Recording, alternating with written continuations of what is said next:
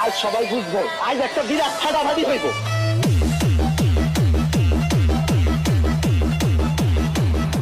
শখের নারী মা বাবার আদরের ছেলেটাকে খুব বাজেভাবে ঠকিয়ে মোনাজাতে আল্লাহর কাছে আবার পারফেক্ট কাউরে চাইলা।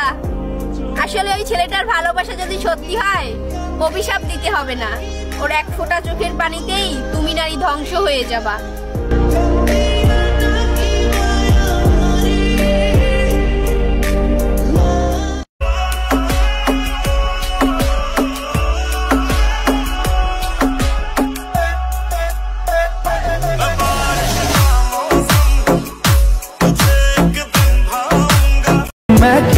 আসি বলে বোঝো না, দূরে গেলেও খোঁজো না।